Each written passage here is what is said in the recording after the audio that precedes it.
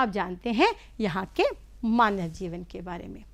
आप सोच रहे होंगे कि यहाँ पर तो विविध प्रकार की वनस्पति जीव जंतु पाए जाते हैं, तो यहाँ पर मानव भी बहुत अधिक संख्या में निवास करते होंगे, लेकिन ऐसा नहीं है।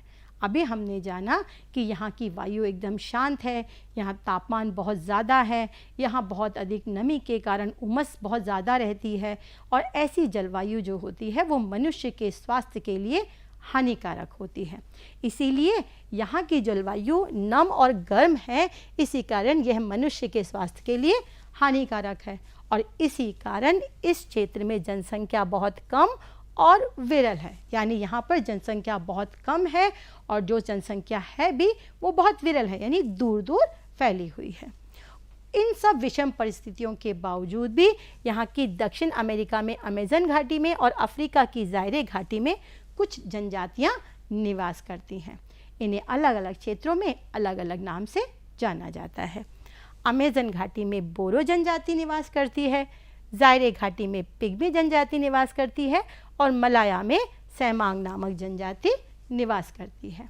और बच्चों, इन जनजातियों के लोगों का कद छोटा होता है, इनका रंग काला होता है, इनके होंठ मोटे मोटे होते हैं, बाल एकदम घुंघराले होते हैं, नाक चपटी होती है और आंखें एकदम छोटी छोटी होती हैं।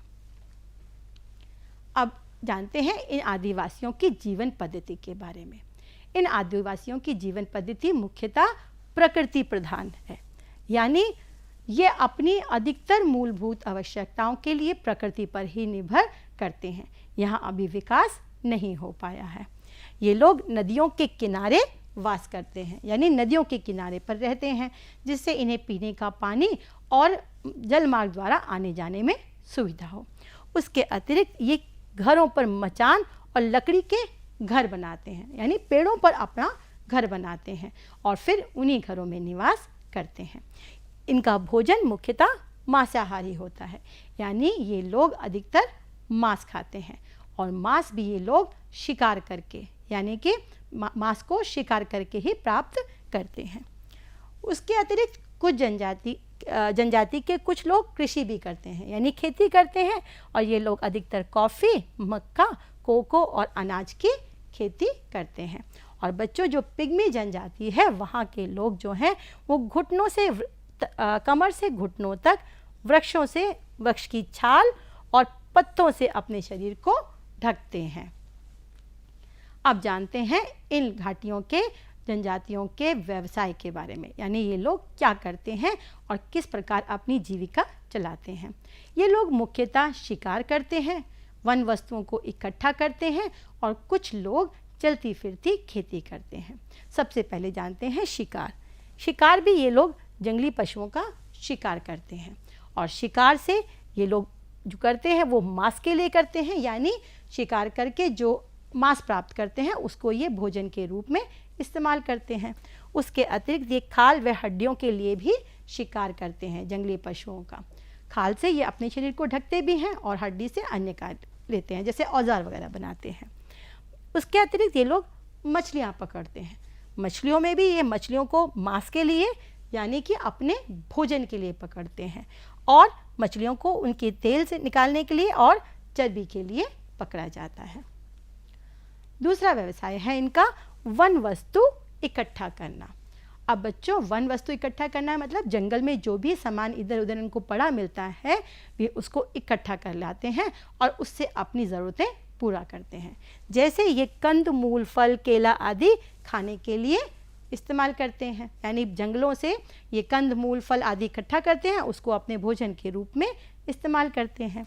उसके बाद लकड़ी के लट्ठे ये लोग मकान बनाने के लिए, यानी कि लकड़ी के लट्ठे इकट्ठा करते हैं और उससे पेड़ों पर मचान बनाकर अपना घर बनाते हैं। तेल वाले ताड़ के फल, जड़ी बूटी, हाथी दांत, जानवरों की खाल, जंगली रबड़ का दूध ये लोग इकट्ठा करते हैं और उसे बाज़ार में बेच देते हैं, और उसको बेचकर जो भी इनको धन प्राप्त होता है उससे ये अपनी ज़रूरत की कुछ वस्तुएं खरीद लेते हैं।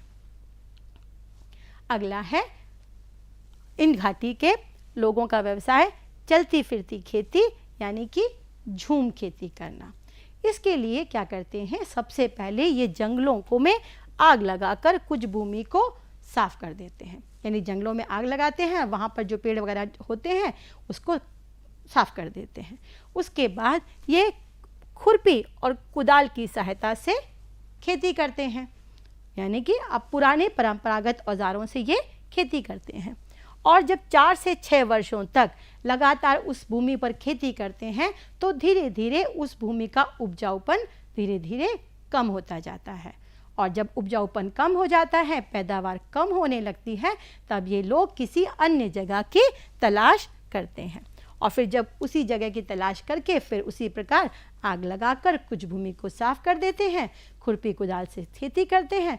और फिर वही 4 से 6 वर्षों के तक जब लगातार खेती करने के कारण भूमि का उपजाऊपन कम हो जाता है तो फिर किसी अन्य जगह की तलाश कर वहाँ जाके खेती करने लगते हैं। इस प्रकार की खेती को चलती फिरती खेती या झूम खेती कहा जाता है।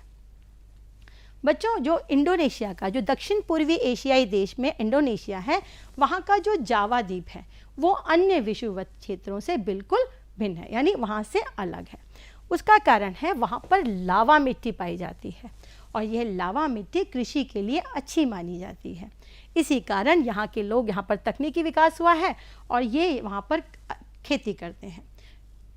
इससे इनको अच्छी पैदावार होती है और इनको धन की प्राप्ति भी होती है उस फसल को बेचकर।